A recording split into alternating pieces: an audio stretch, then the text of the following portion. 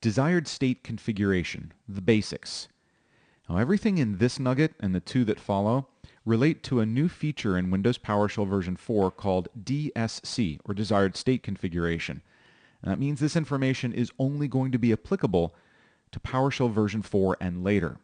Now that said, it does apply to any computer on which PowerShell version 4 is installed.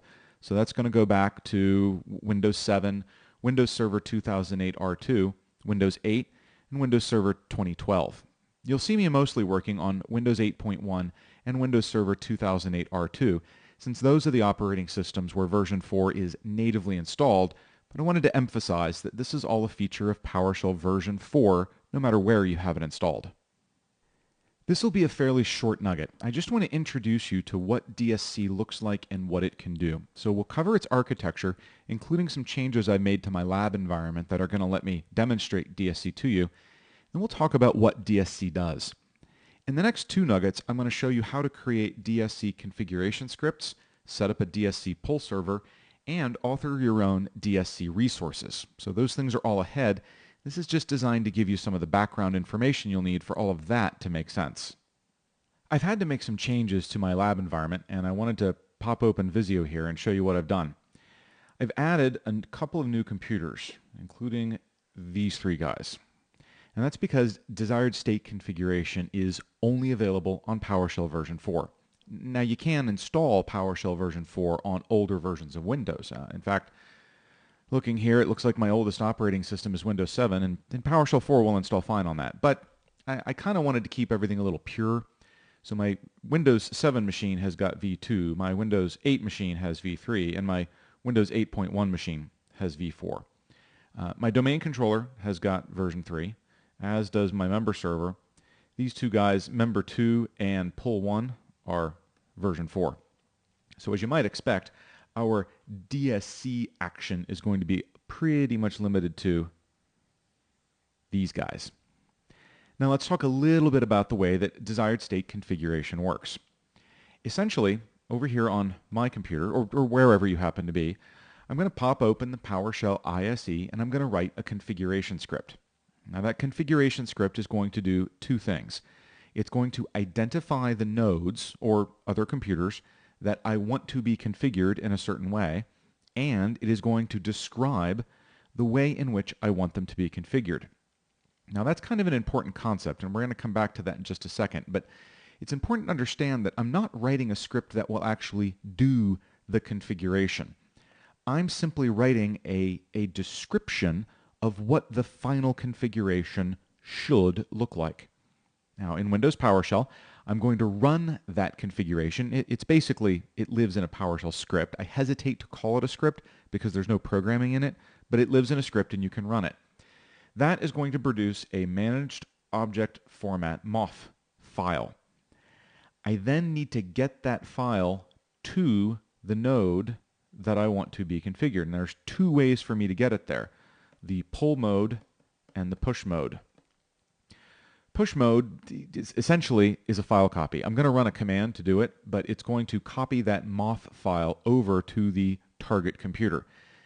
Now the target computer has got a local configuration manager, LCM. That's actually a service that runs once you install PowerShell version 4. It's going to read that MOF file. By default, it's every 15 minutes, and it's going to do whatever is necessary to put the computer into that condition. And we'll talk more about that in a little bit. The other way I can get it there, instead of pushing it over, is to configure the target. So let's generate some space here. I will set up a pull server that will store all of my MOF files. Now this is just running IIS. I then configure my target computers to go to that URL, check and see if they have a MOF file. If they do, grab it, pull it down, and then do whatever is necessary to make themselves look like what that MOF file describes. Now that happens every 30 minutes by default. So it's going to go back and check that MOF file, which means I can actually come over here and change that, and anytime I change it within about 30 minutes, this is going to come over, pull down the new one, and reconfigure itself. So let's talk a little bit about what desired state configuration is and does. And I'm hoping you know a little bit about the way that group policy works, because at a very, very high level, DSC is not all that different. So let's talk about group policy. You have all of your domain controllers on your environment. On those domain controllers are one or more group policy objects. And also on your domain controller, not incidentally, is Active Directory, right? Your client computers log into the domain, they talk to Active Directory, and they figure out what group policy objects are going to apply to them. And they do that based on a number of different things. They can run WMI filter queries, they look at the site they're in, they look at the organizational unit they're in, they look at all those different things. They figure out what group policy objects apply to them. They go get the group policy objects, copy them over, and then code that actually runs on the client reads through the group policy object and implements its configuration instructions. The big limitation with group policy object is that basically all it's designed to do is the registry. Now, over the years, client-side extensions to group policy have been implemented that allow it to do different things. You can map drives these days. You can do a bunch of other stuff. The trick with it, well, there's a couple of tricks. First of all, writing those client-side extensions is non-trivial. It requires some fairly skilled programming. You as a systems administrator are unlikely to go code up your own client-side extensions. Now that means if you've got something on your client that you want to manage, but group policy doesn't already manage it, you're probably out of luck. Because in order to add more capability to group policy, you have to code up a client-side extension. Now there's another problem with group policy, which is that it is a completely proprietary technology. It only exists on Windows. Only a Windows client talking to a Windows Active Directory server can be managed by group policy. Now you might think, well, that's not a huge problem. I mean, geez, all my clients are already in the domain. They're already Windows computers. Well, yeah, except that not all of your clients are. I mean, a lot of people have got Mac clients and they've got Linux clients. And more importantly, I think where some folks miss the argument is you've got plenty of Windows servers that are not in the domain. This happens a lot in server environments. A lot of your web servers, say, because they sit in a perimeter network or a DMZ, they're not joined to the domain. Well, if they're not joined to the domain, then no group policy for you. So group policy is a little bit limited.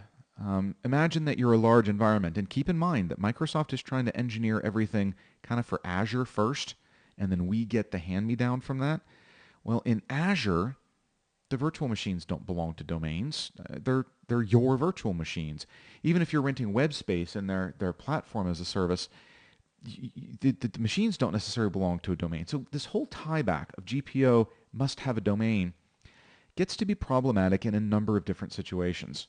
Well, that's one reason that desired state configuration was created. Let's talk about what DSC can do for you. Number one, there is no connection to Active Directory domains. None whatsoever. You don't need to be in a domain to be managed by DSC, and you don't need to be in a domain to manage via DSC. This is also based on industry standards. I mentioned that the unit of management is actually a MOF file. Well, that is an industry standard. It was created by the Distributed Management Task Force, which is a vendor-neutral industry group that Microsoft is, and several other vendors are actually members of. So it's based on industry standards. The communications protocols, right? Do you know what protocol is used when a client goes to pull down its group policy objects? No, I don't. I assume it's server message blocks or something. But with DSC, I know what it is.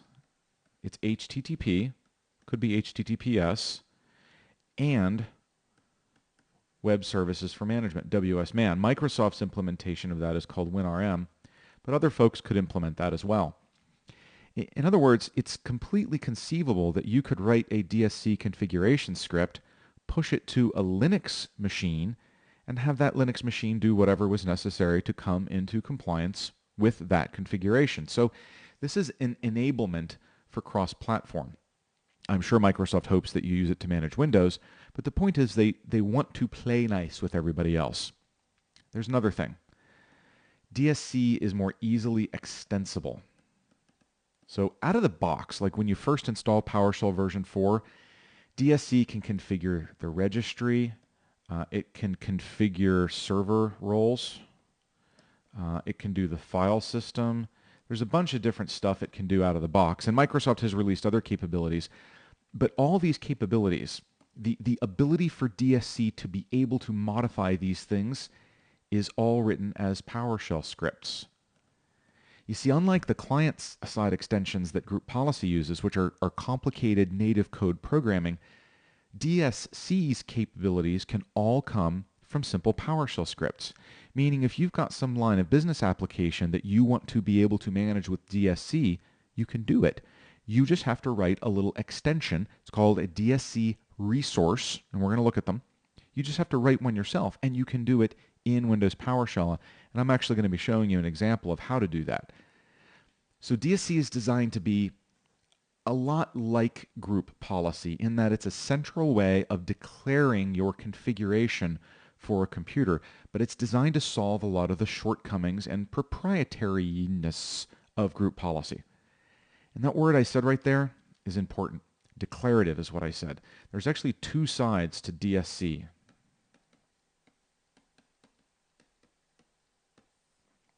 The first side is the declarative side. The second side is the imperative side. The declarative side simply means you're declaring what the server configuration should look like. You will be a domain controller. You will have IIS installed. You will set the following, the following things will be true. These reg keys will be set in such and such a way. This software will be installed. It does understand the Windows installer system. You as an admin do those things. That's that configuration script you write. You don't need to worry how it happens. You don't need to know how to install IIS. You don't need how to install registry keys. You simply need to know, I want you to be an IIS server. The imperative side uses DSC resources to implement your instructions. So there's a module called server roles, a resource called server roles rather. There's a resource for registry. So when you run that configuration, when that configuration gets pushed out to a target computer, it looks at your declaration and says, okay, I need to be a DC. Hey, server roles resource, make me a DC. And that code executes and makes it happen. So if you're not the one writing the resources, it's fine. You don't necessarily need to be. Microsoft's going to give us a lot of resources, so all we have to do is declare what we want the thing to look like. This takes care of making it happen. The PowerShell team kind of refers to this as a, believe it or not, this is Picard and this is Riker. Picard says make it so, Riker makes it happen. So those are the two sides of it. Being declarative is a lot easier because you don't need to know a lot about programming. In fact, an architect level person in your environment might do the declarative stuff. The imperative stuff only has to be written once, and then it can be used over and over and over across the entire environment. So this is a really powerful, really flexible way to look. And to be really clear, right now, the main scenario for this in Microsoft's minds is server management. For client management, you do tend to have Group Policy. And as you're going to learn, the way that we target configurations to a machine is not as flexible in DSC as it is in Group Policy. But that's okay. You're going to kind of learn that if you kind of understand the way this is meant to be used and you use it the way it's meant to be used, it's going to work out just fine. So now that you've got kind of an idea of what DSC's architecture looks like, and I've given you an overview of how DSC works, I think you're ready to begin. The next two nuggets will focus on writing those DSC configuration scripts and pushing them out to computers.